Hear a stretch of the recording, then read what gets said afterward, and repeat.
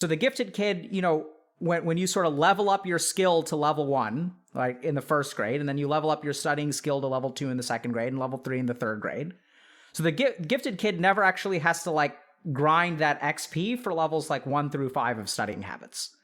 And so they sort of manage to get B's or A's without really minimal studying or no studying at all.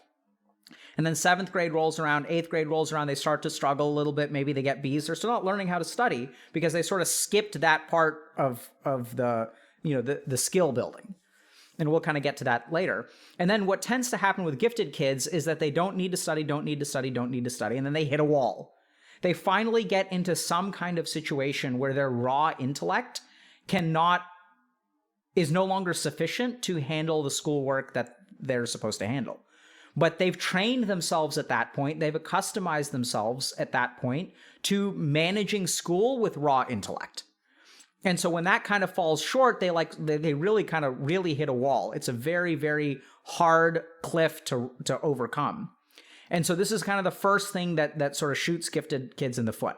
And this also leads to kind of this idea of perfectionism and burnout, because then they struggle a lot. They don't understand why they can't do it. They try, they know they're smart. Everyone's talking to them about potential. They start to feel really bad about themselves.